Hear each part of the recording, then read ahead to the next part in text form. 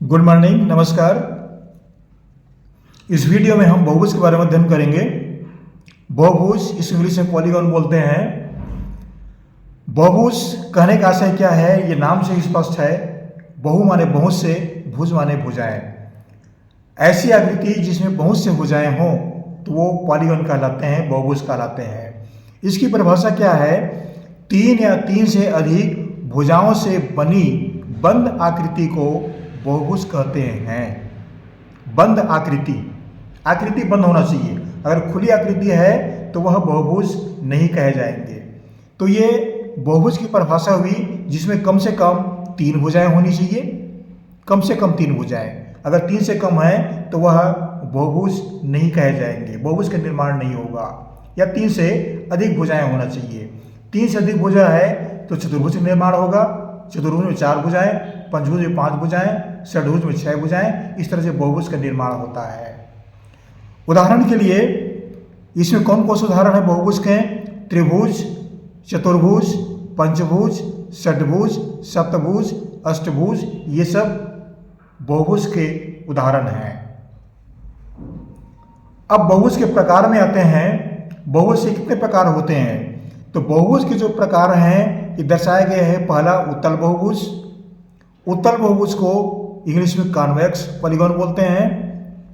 अब ये उत्तल बहुभुज क्या होता है? उत्तल बहुभुज में इसकी सभी सिराएं जो हैं, सभी शीर्ष जो हैं वो उभरे हुए होते हैं। इसकी पहचान यही है। कैसे उभरे हुए होते हैं? इसकी परिभाषा क्या है? ऐसे बहुभुज जिसके सभी शीर्ष बाहर की ओर उभरे हुए हो एवं प्रत्येक कोण 180 अंश से कम हो। ये इसमें दो बातें ध्यान रखना है। प्रत्येक शीर्ष बाहर की ओर उभरा हुआ रहेगा और प्रत्येक कोण जो है 180 अंश से कम होगा।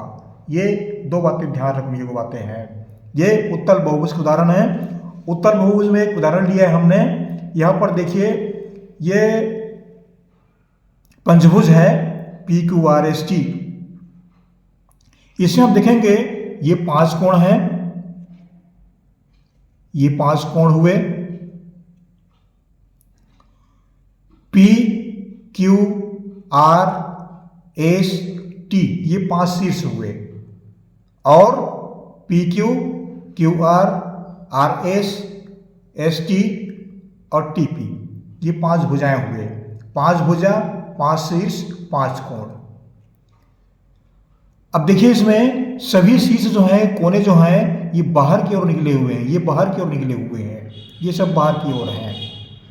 इनकी दिशा जो है वो बाहर की ओर व्यक्त कर रहा है, उभरा हुआ है। इसलिए ये उत्तल बहुभुज का उदाहरण है।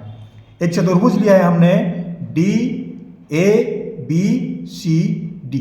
इसमें देखिए इनके जो शीर्ष हैं वो बाहर की ओर निकले हुए हैं, बाहर की ओर उभरे हुए हैं। और इनके सभी कोण, ये कोण है, कोण C, कोण B, कोण A और कोण D। ये सभी कोण 180 अंश से कम हैं। और इसमें चार भुजाएं हैं, AB, BC, CD और DA, चार भुजा। ये उत्तल बहुभुज के उदाहरण हुए। दूसरा उदाहरण है अवतल बहुभुज। अवतल बहुभुज को इंग्लिश में कॉनकेव पॉलीगॉन बोलते हैं। अवतल बहुभुज किसको बोलते हैं? अवतल बहुभुज वह बहुभुज होता है जिसका एक शीर्ष कम से कम अंदर की ओर धंसा हुआ रहेगा और एक कोण जो है वो 180 अंश से अधिक होगा। ठीक विपरीत है, एक शीर्ष कम से कम अंदर की ओर धंसा रहेगा और एक कोण जो है 180 अंश से अधिक होगा। इसके उदाहरण देखते हैं। ये उदाहरण है, ये देखिए, ये एक आकृति दी गई है PQRS। इस आकृति में देखिए ये जो कोण है ये अंदर की ओर धंसा हुआ है।